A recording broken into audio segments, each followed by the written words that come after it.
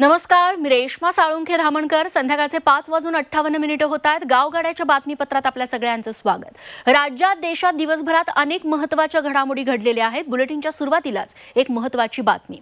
एकनाथ शिंदे यांना नक्षलवाद्यांनी ठार मारण्याची धमकी दिली असतानाही त्यांची सुरक्षा वाढवण्यात आली नाही. तत्कालीन मुख्यमंत्री उद्धव ठाकरेंनी तसा आदेश दिला होता असा आरोप, किंबहुना सनसनाटी आरोप शिंदे गटाचे आमदार सुहास कांदे यांनी केलाय. नेमकं काय आहे या आरोपामागचं सत्य पाहूयात झी 24 तासचा हा स्पेशल रिपोर्ट.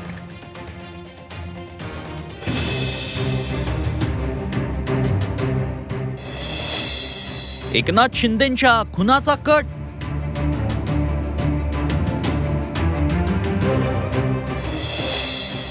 नक्षलवाद्यांच्या धमकीनंतरही Z+ सुरक्षा नाही.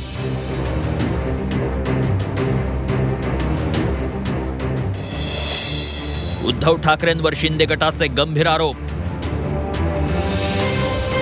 शिंदे गटाचे आमदार सुहास कांदे यांनी खळबळजनक गौप्यस्फोट केलाय. ठाकरे सरकारच्या काळात शिंदे गडचिरोलीचे पालकमंत्री असताना त्यांना नक्षलवाद्यांनी धमकी दिली होती. इंटेलिजन्स ब्युरो, SIT आणि CIDनं देखील धमकी आल्याची पुष्टी केली होती. याबाबत गृहमंत्री आणि मुख्यमंत्र्यांना माहिती देण्यात आली. मात्र तत्कालीन गृहराज्यमंत्री शंभूराज देसाईंना वर्षावरून फोन आला. शिंदेंना सिक्युरिटी वाढवून देऊ नका असं ठाकरेंनी सांगितल्याचा सनसनाटी आरोप आमदार सुहास कांदेंनी केलाय. नक्षलवाद्यांनी असं ठरवलं की शिंदे साहेबाचा खून करायचा. त्यावेळेस इंटेलिजन्स ब्युरो असेल, IB असेल, SID असेल, CID असेल, सगळ्यांनी मिळून गृहमंत्र्याला, मुख्यमंत्र्याला आणि गृहराज्यमंत्र्याला आणि कॅबिनेट मंत्र्याला सांगितलं. त्यावेळेस त्यांना Z+ सुरक्षा द्यायची व्यवस्था झाली. परंतु वर्षा बंगल्याहून शंभूराजे देसाईला सकाळी 8:30 वाजता फोन गेला की त्यांना Z+ सिक्युरिटी देऊ नका. म्हणजे याचा अर्थ ज्यांनी वयाच्या 16व्या वर्षी शिवसेना, आनंद दिघेंचे विचार नेले, हिंदुत्वाचे विचार केले, बाळासाहेबांचे विचार पुढे नेले, शिवसेना मोठी केली, त्यांचा सिंहाचा वाटा शिवसेना मोठा करण्यामध्ये आदरणीय शिंदे, त्यांना तुम्ही खून करण्याचा प्रयत्न करणाऱ्यांना मदत करणार होते का? एवढंच नव्हे तर तत्कालीन गृहराज्यमंत्री शंभूराज देसाई यांनीही मुख्यमंत्र्यांचा फोन आल्याचं सांगून या आरोपांना पुष्टी दिली आहे. माननीय तत्कालीन मुख्यमंत्री उद्धवजी ठाकरे साहेब माझ्याशी बोलत होते आणि त्यांनी मला विचारलं की अशा प्रकारे तुम्ही श्री एकनाथ शिंदे आणि त्यांच्या परिवाराची सुरक्षा वाढवण्यासाठीची बैठक घेतलेली आहे का? तर मी नम्रपणानं माननीय उद्धवजी ठाकरे साहेबांना सांगितले की होय साहेब, अशा पद्धतीची बैठक मी आजच 10 वाजता माझ्या दालनात घेतलेली आहे. यावर माननीय उद्धवजी ठाकरे साहेब मला म्हणाले की अशा पद्धतीनं तुम्हाला ती सुरक्षा वाढवता येणार नाही. त्यांचा उद्देश काय होता, त्यांनी मला का सांगितलं हे मला आजतागायत समजलेलं नाही. दरम्यान तत्कालीन शहरी गृहराज्यमंत्री सतेज पाटील यांनी मात्र या आरोपांचा इन्कार केलाय. कोणाला किती सुरक्षा द्यायची याचा निर्णय मुख्य सचिवांच्या अध्यक्षतेखाली समिती घेत असते. त्यात मुख्यमंत्री किंवा गृहमंत्री हस्तक्षेप करत नाहीत असं त्यांनी स्पष्ट केलंय. मला नाही वाटत की अशा पद्धतीची सूचना मुख्यमंत्र्यांच्याकडून कुठल्याही परिस्थिती जाणं, कारण ते त्यांच्याबरोबरच होते त्यावेळी, त्यामुळे त्यांना सिक्युरिटी नाही देणं कशाला. उलट गडचिरोलीचे पालकमंत्री म्हणून त्यांना एक्स्ट्रा सिक्युरिटी किंवा एक्स्ट्रा काळजी हे पोलीस खातं घेतच असतं. त्यामुळे मला या गोष्टीत काही तथ्य वाटत नाही. शिंदे गटानं उद्धव ठाकरेंवर केलेल्या या गंभीर आरोपांमुळे महाराष्ट्राच्या राजकारणात खळबळ उडाली आहे. शिंदेंच्या जीवाला नक्षलवाद्यांकडून धोका असताना खरंच उद्धव ठाकरेंनी Z+ सुरक्षा देण्यास नकार दिला होता का? याचं उत्तर खुद्द माजी मुख्यमंत्री ठाकरेंनाच द्यावं लागणार आहे. ब्युरो रिपोर्ट, झी 24 तास. यानंतर बघूयात पुढची बातमी. गद्दार कोण आहे याचं उत्तर हे वरळी विधानसभेतील मतदार देतील असं म्हणत खासदार राहुल शेवाळेंनी आदित्य ठाकरेंवर हल्लाबोल केलाय.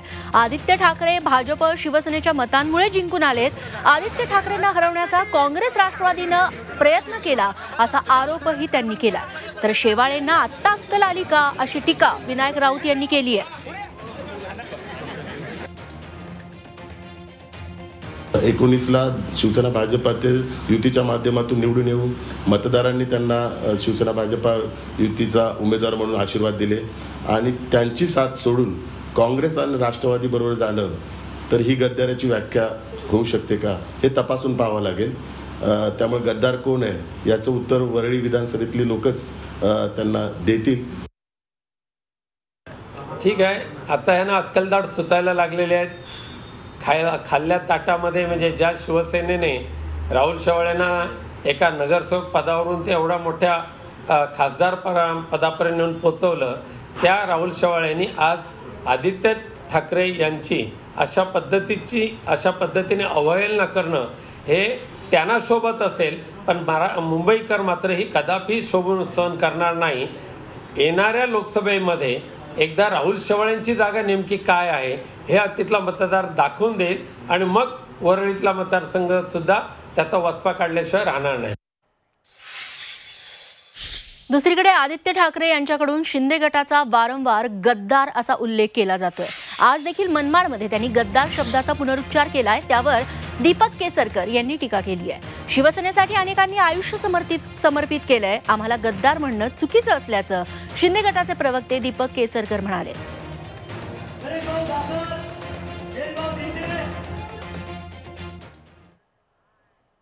राजकीय लोकांनी, ह्या गद्दारांनी उद्धव साहेबांच्या पाठीत खंजीर बसला. म्हणजे तुम्ही विचार करा, अनेक दिवस सांगितलं जायचं की मित्रपक्ष धोका देईल, मित्रपक्ष गद्दारी करेल, मित्रपक्ष दगा देईल.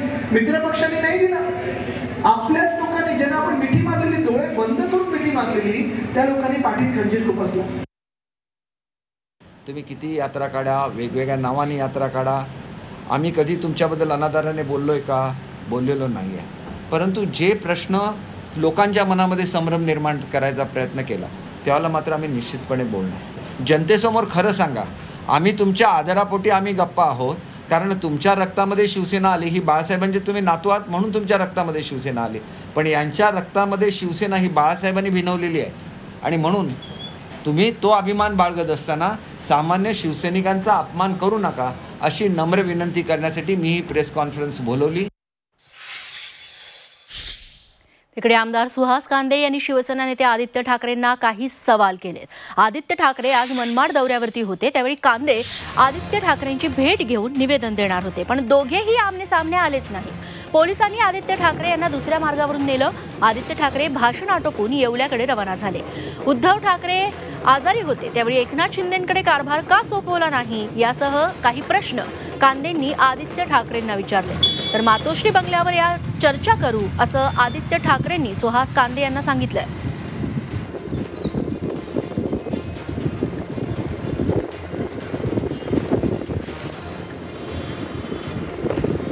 तेव्हा देशद्रोह्यांना मदत करणाऱ्या मलिकांसोबत मांडीला मांडी लावून कसं बसायचं असा सवाल सुहास कांदेंनी आदित्य ठाकरेंना केलाय. 93 साली बॉम्बस्फोटातील आरोपी याकूब मेमनची फाशी रद्द करण्याची मागणी करणाऱ्या अस्लम शेख यांच्यासोबत काम कसं करायचं, बाळासाहेब ठाकरेंना टी बाळू म्हणणाऱ्यांना आणि त्यांना जेलमध्ये टाकणाऱ्यांसोबत काम कसं करायचं असा सवाल कांदेंनी केलाय. मनमाडच्या करंजवन पाणीपुरवठा योजनेसाठी निधी का दिला नाही, मनमाड शहरातील स्मारक वाचनालयासाठी निधी का दिला नाही असेही सवाल त्यांनी केले. शेतकऱ्यांचं कर्ज माफ करून 7/12 उतारा कोरा का केला नाही, शेतकऱ्यांचं लाईट बिल माफ का केलं नाही, मराठा समाजाला आरक्षण का दिलं नाही, ओबीसींना राजकीय आरक्षण का दिलं नाही त्यांच्या काळात असा सवालही सुहास कांदे यांनी केला. आमदार, खासदार आणि नगरसेवक फोडल्यानंतर आता एकनाथ शिंदे गटानं शिवसेना ताब्यात घेण्यासाठी मोठा डाव टाकलेला आहे. शिवसेना पक्षावर वर्चस्व असलेल्या प्रतिनिधी सभेलाच फोडण्याची रणनीती आता शिंदे गटानं आखली आहे. काय आहे शिंदे गटाचा प्लान, पाहूयात त्याबद्दलचा हा वृत्तांत.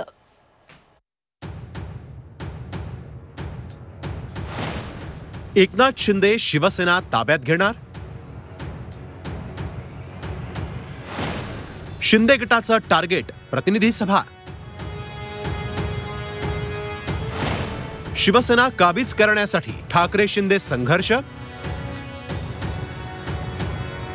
एकनाथ शिंदेंनी 2/3 आमदार फोडून सत्ता काबीज केल्यानंतर 2/3 खासदार फोडले आणि शिवसेनेची स्वतंत्र कार्यकारिणी जाहीर केली. आता शिंदे गट थेट शिवसेनाच काबीज करण्यासाठी पावलं टाकत आहे. एकनाथ शिंदे गटानं शिवसेनेच्या प्रतिनिधी सभेत फूट पाडण्यासाठी हालचाली सुरू केल्या आहेत. शिवसेनेच्या प्रतिनिधी सभेतील 2/3 प्रतिनिधी फोडल्यास थेट पक्षाच्या राष्ट्रीय कार्यकारिणीवर दावा करता येणार आहे. त्यामुळेच शिंदे गटानं या दिशेनं कूच केल्याचं समजतंय. प्रतिनिधी सभा म्हणजे काय? शिवसेनेत शिवसेना प्रमुख ते शाखा प्रमुख अशी 13 पदं आहेत. या विविध पदांवरील पदाधिकाऱ्यांचा या सभेमध्ये समावेश करण्यात आलाय. यात खासदार, आमदार, विभाग प्रमुख, जिल्हा प्रमुख, झेडपी सदस्य, नगरसेवकांचाही समावेश आहे. शिवसेनेच्या प्रतिनिधी सभेत 282 सदस्य आहेत. प्रतिनिधी सभा ताब्यात घेण्यास 2/3 म्हणजे 188 सदस्य हवेत. हीच प्रतिनिधी सभा राष्ट्रीय कार्यकारिणीतील सदस्यांची निवड करते. त्यामुळे शिंदेंच्या नंदनवन बंगल्यावर सदस्यांची नव्यानं नोंदणी सुरू आहे. त्यासाठी शिंदे गटानं प्रत्येक जिल्ह्यात पथकं पाठवली असून या प्रतिनिधी सभेतल्या सदस्यांना आपल्या गटात खेचण्याची रणनीती आखण्यात आली आहे. तर दुसरीकडे आमदार, खासदार फुटले असले तरी पक्ष फुटलेला नाही. पदाधिकारी आणि शिवसैनिक आपल्या सोबतच असल्याचा दावा वारंवार शिवसेना पक्षप्रमुख उद्धव ठाकरे करत आहेत. कारण प्रतिनिधी सभा अजूनही उद्धव ठाकरेंच्या सोबत असल्याचं चित्र आहे. त्यामुळेच एकनाथ शिंदे गटानं आता या प्रतिनिधी सभेलाच सुरुंग लावण्याची तयारी सुरू केली. त्यामुळे आता सत्ता संघर्षानंतर शिवसेनेवर ताबा मिळवण्यासाठी ठाकरे विरुद्ध शिंदेंमध्ये संघर्ष पाहायला मिळणार आहे. ब्युरो रिपोर्ट, झी24 तास. तिकडे जळगावात आदित्य ठाकरेंना मोठा धक्का बसलाय. जळगावात युवा सेनेच्या तब्बल 80 पदाधिकाऱ्यांनी राजीनामा दिलाय आणि शिंदे गटाला पाठिंबा जाहीर केलाय. यावेळी माजी पालकमंत्री गुलाबराव पाटील उपस्थित होते. निष्ठावंतांना डावलून आयारामांना पद देण्याचा सपाटा शिवसेनेनं सुरू केला, त्यामुळे आम्ही राजीनामा देतोय असं युवा सेनेच्या कार्यकर्त्यांनी सांगितलं. की ठीक आहे, साहेबांची तब्येत खराब होती, पण आपण तरुण होतात, 30 वर्षाचे तरुण होतात. जर आपण राज्यभर अशा पद्धतीचा दौरा केला असता तर आज ही वेळ आली नसती. आज आमच्या उद्धव साहेबांना शाखेवर जावं लागतंय, ही सगळ्यात वाईट परिस्थिती आहे. आज त्यांना बिना मास्क जावं लागतंय, ही वाईट परिस्थिती आहे. मला तरी असं वाटतं की हेच जर मागच्या काळात केलं असतं तर जी आमची शिवसेना मजबूत आहे ती शिवसेना अजून मजबूत राहिली असती. यानंतर मंत्रिमंडळ विस्तारासंदर्भात एक मोठी बातमी. मंत्रिमंडळ विस्तार आता 26 ते 28 जुलै दरम्यान होण्याची शक्यता आहे.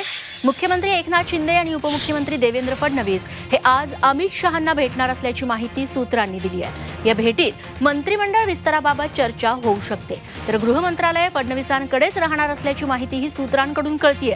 मुख्यमंत्री आणि उपमुख्यमंत्र्यांनी शपथ घेऊन तब्बल 3 आठवडे उलटलेत तरी अजूनही मंत्रिमंडळाचा विस्तार खोळंबलाय. का रखडतोय मंत्रिमंडळाचा विस्तार, त्यामागची कारणं आपण जाणून घेऊयात.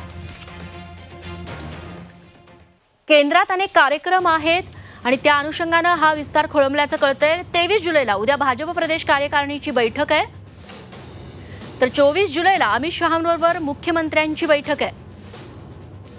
25 जुलैला द्रौपदी मुर्मू या राष्ट्रपती पदाची शपथ घेणार आहेत आणि राष्ट्रपती भवनात हा शपथविधी सोहळा पार पडेल. भाजपचे सगळे नेते तिकडेच असतील. देवेंद्र फडणवीस यांच्या पत्नी अमृता फडणवीस यांनी ट्विटरवरून गोड शुभेच्छा दिल्यात. वाढदिवसाच्या शुभेच्छा देताना अमृता यांनी फडणवीसांना जिलेबीची उपमा दिली आहे. या ट्विटमध्ये अमृता फडणवीस काय म्हणतात आपण बघूयात.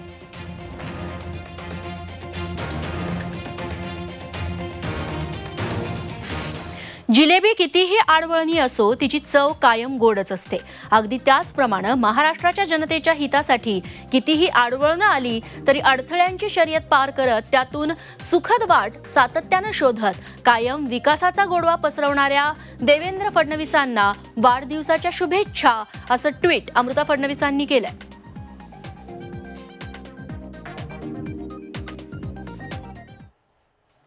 तिकडे मुख्यमंत्री एकनाथ शिंदे यांनी उपमुख्यमंत्री देवेंद्र फडणवीस यांना त्यांच्या वाढदिवसानिमित्त शाल आणि पुष्पगुच्छ देऊन त्यांना शुभेच्छा दिल्या.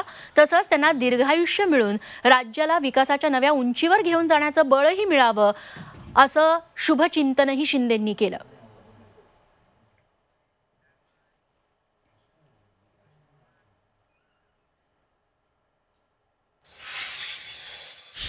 यानंतरची बातमी आहे मुंबईतून. अभिनेता सलमान खाननं मुंबईचे पोलीस आयुक्त विवेक फणसळकर यांची भेट घेतली आहे. पोलीस मुख्यालयात जाऊन सलमाननं ही भेट घेतली. सलमान आणि विवेक फणसळकर यांची ही सदिच्छा भेट असल्याचं समजतंय.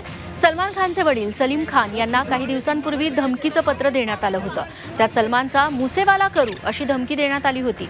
त्या धमकीच्या पार्श्वभूमीवर मुंबई पोलिसांनी सलमान खान आणि त्याचे वडील यांना सुरक्षा वाढवून दिली आहे.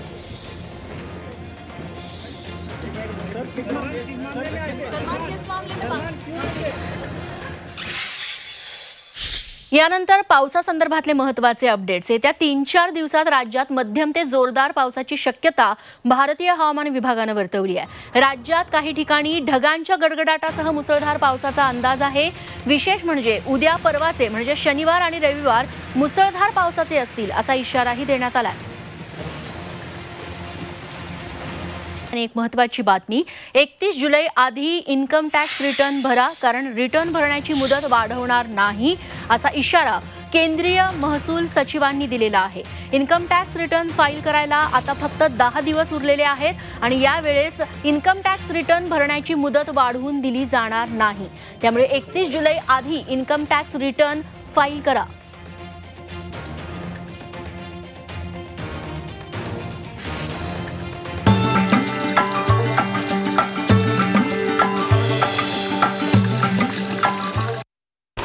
लाल मातीतली कुस्ती म्हणजे